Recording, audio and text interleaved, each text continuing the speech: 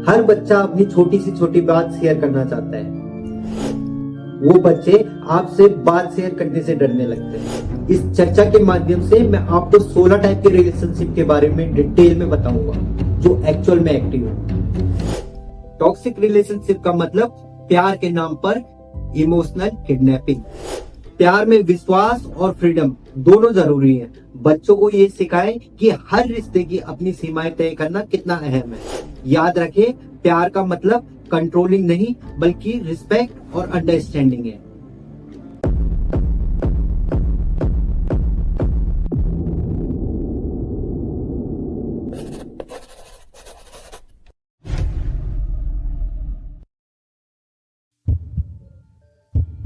क्या जान लेना या जान देना आम हो गया है? प्यार को अब सिर्फ टाइम पास मानना कितना सही है? क्या आज के रिश्ते सिर्फ दिखावे के रह गए हैं?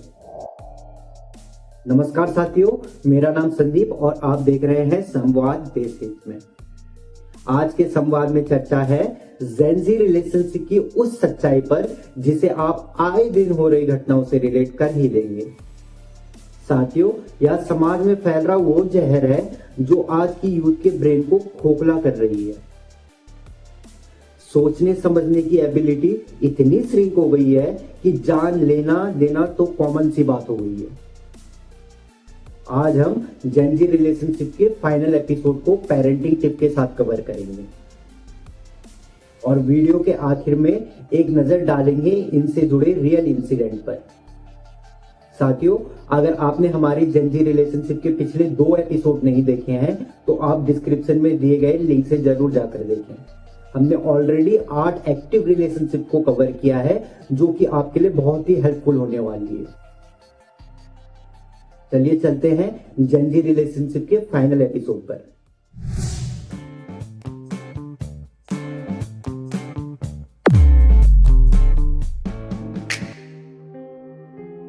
प्यार, धोखा, एक्स और जस्ट फ्रेंड्स, आजकल के रिलेशनशिप में ये सब बहुत ही कॉमन हो गया है। लेकिन जनाब, जेनजी ने इसमें भी नया तड़का लगा दिया है। आज हम आपको बताएंगे 8 ऐसे अतरंगी ट्रेंड्स जो सुनने में तो मजेदार लगते हैं लेकिन असल में बहुत ही पेचीदा और खतरनाक है। और हाँ साथियों, अगर आपको वीडियो पसंद आए तो इस जेनजी रिलेशनशिप सीरीज को आगे बढ़ाने में हमारी मदद करें। हमारा छोटा सा टारगेट है 500 लाइक्स एंड 100 सब्सक्राइबर। आपकी एक छोटी सी सपोर्ट से हमें और भी बेहतर कंटेंट लाने में मदद मिलेगी।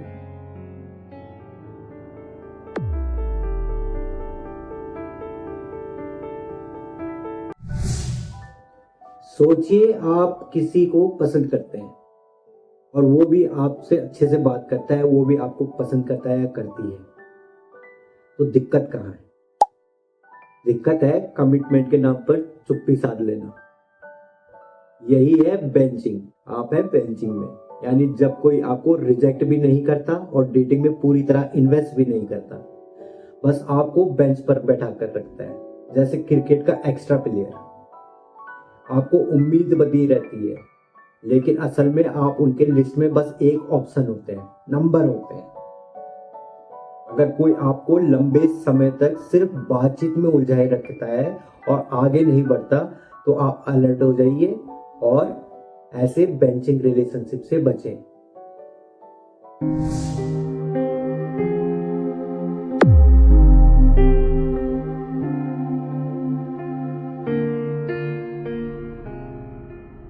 सोचिए, आप किसी को डेट कर रहे हैं लेकिन वो आपको फ्रेंड्स और फैमिली से नहीं मिलवा रहा है या नहीं मिलवा रही है।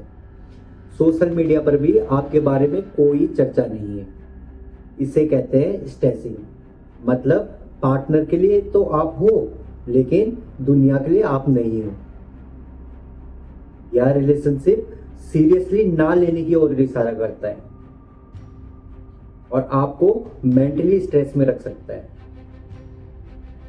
ऐसे में आप क्या करें? अगर कोई आपको छुपा रहा है, खुद को डीएक्टिवेट मत बनाएं। सबसे पहले अपनी बात को क्लियर करें, अपनी बात रखें, समझे और लगे कि आपके साथ स्ट्रेसिंग हो रहा है तो इससे जल्द से जल्द बाहर निकलें।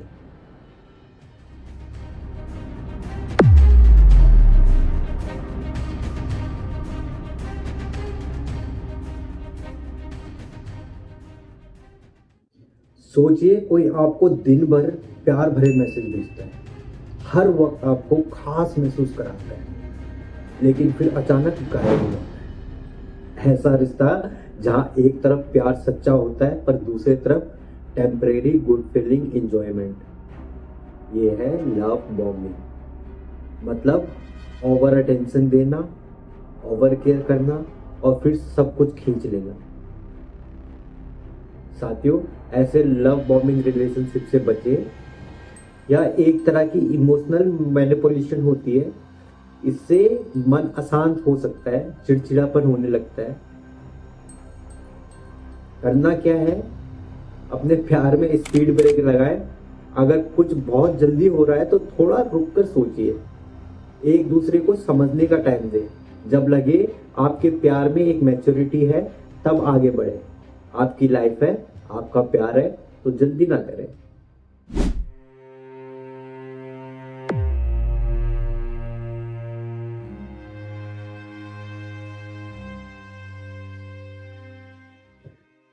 सोचिए आपने किसी से मूव ऑन कर लिया, लेकिन अचानक एक दिन उनका मैसेज आपको आ जाता है, या अलग अलग सोशल मीडिया के थ्रू आपसे कनेक्ट करने की कोशिश करना, या फिर अलग अलग नंबर से आपका फॉलो अप लेना। इसे कहते हैं पेपर क्लिपिंग। मतलब एक्स रिलेशनशिप में वापस नहीं आना चाहता, बस चेक करना चाहता है कि आप उनसे अभी भी कनेक्ट हैं या नहीं, आप उनको अभी भी याद करते हैं या नहीं। यह आपकी मेंटल हेल्थ पर असर डाल सकता है, आपकी पूरी पर्सनल लाइफ को डिसबैलेंस कर सकता है। ऐसे में आप क्या करें? आप सबसे पहले इस बात का ध्यान रखिए, आप किसी भी रिश्ते में आते हैं तो अपने परिवार में किसी भी बड़ों से शेयर कर सकते हैं जिन पे आपका ट्रस्ट हो, और ऐसे मैसेज को जितना हो सके इग्नोर करें। अगर रिप्लाई देने की जरूरत पड़े तो अपने से बड़ों का सहारा लें।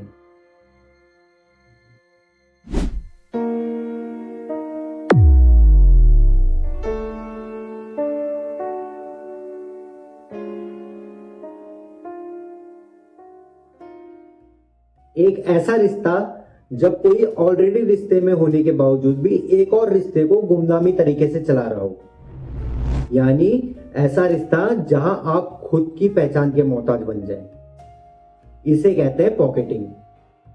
मतलब आपको एक पर्सनल सीक्रेट की तरह रखा जाता है। यह आपके रिलेशनशिप को सिर्फ एक सीक्रेट अफेयर ही बना सकता है, उसके अलावा कुछ नहीं। ऐसे में आप क्या करें? अगर आपका पार्टनर आपको छुपा रहा है तो समय रहते इसे समझे और खुद को छुपाने के बजाय रिश्ते को जल्दी से जल्दी खत्म करें।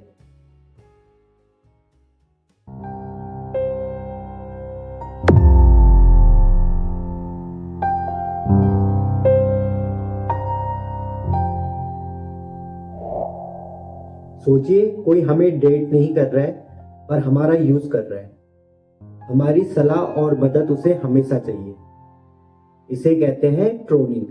मतलब प्यार नहीं चाहिए, बस एक गाइड चाहिए।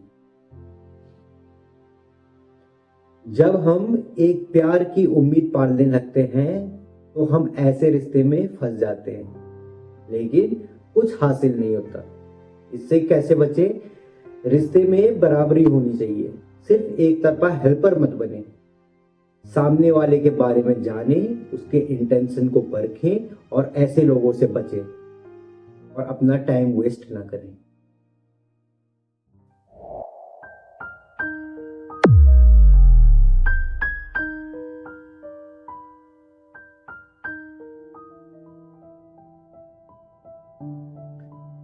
सोचिए दो लोग दोस्त हैं लेकिन रिलेशनशिप जैसी चीजें चल ही रही हैं, वो भी बिना किसी कमिटमेंट के। इसे कहते हैं फ्रेंड्स विद बेनिफिट्स। मतलब दोस्ती में एक्स्ट्रा चीजें, जैसे फिजिकली एंड कैजुअली एक्स्ट्रा, ये सब चीज आप जानते हैं। पर इसमें जो नहीं होता है वो होता है इमोशनल इन्वॉल्वमेंट, वो भी टेम्परेरी। प्रॉब्लम क्या आ सकती है? इमोशनल अटैचमेंट हो सकता है फ्यूचर में चल के, बाद में अफसोस होता है। आफ्टर मैरिज लाइफ में हमेशा एक डर बना रहता है और मेडिकली एंड मेंटली प्रॉब्लम को तो फेस करना ही पड़ सकता है। ऐसे बचें। ऐसे रिश्तों से आपको खुद समझना होगा ये आपके लिए बेटर है या नहीं है। ये आपको टेम्परेरी फ्रीडम तो फील करवा सकता है, पर प्रॉब्लम के अलावा कुछ और चीज नहीं दे सकता। तो ऐसे रिश्ते से दूर ही रहना बेहतर है। और बात करें लिव इन रिलेशनशिप की, तो इसमें ज्यादा कोई बड़ा अंतर नहीं है। यहाँ पार्टनर्स कमिटेड हो सकते हैं और साथ रहकर एक मैरिड लाइफ के जैसे जिंदगी जी रहे होते हैं, पर यह भी ज्यादातर टेम्परेरी होता है। इसमें कुछ परमानेंट नहीं होता ज्यादातर, और इसमें वही सब कुछ फेस करना पड़ता है जो फ्रेंड्स विद बेनिफिट्स रिलेशनशिप में फेस किया जाता है। और यही वजह है जो आए दिन डिवोर्स के केसेस बढ़ते ही जा रहे हैं।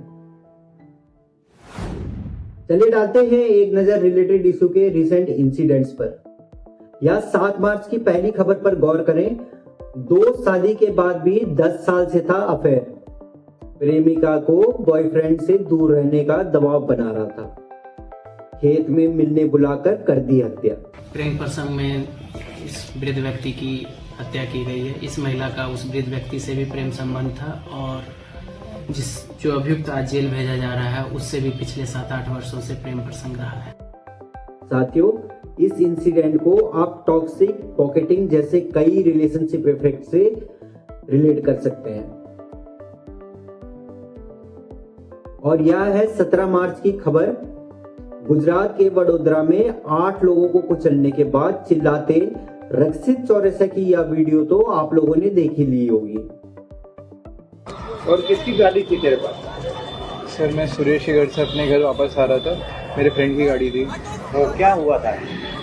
सर वो आ रहे थे, एक स्कूटी थी, स्कूटी से हल्का सा टच हुआ, एयर बैग तुरंत ही खुल जाता है क्योंकि वो उसकी न्यू गाड़ी है एकदम, उसका सेंसर ऐसा है कि हल्का सा भी छुएगा एयर बैग खुल जाता है। एयर बैग खुल गया, फिर आगे कुछ दिखा नहीं और डिग्रेड हो गई गाड़ी। बोनेट भी खुल गया था पूरा? मुझे पता ही नहीं है क्या हुआ गाड़ी को। उसके बाद क्योंकि सीधे पुलिस वाले इधर ले आए थे, वहाँ पे लड़ाई हो गई थी। वहाँ पे ये सब जो दिख रहा है वो लड़ाई की वजह से हुआ। वहाँ से हम लोग फिर वापस आ गए इधर ही।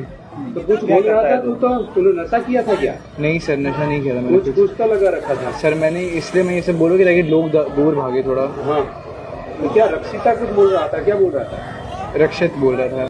अब रीजन और फैक्ट्स तो कई बाहर निकल कर आएंगे, पर हमारे कंक्लूजन में जेनजी जनरेशन और अल्फा जनरेशन पर ध्यान देने की पेरेंट्स को बहुत जरूरत है।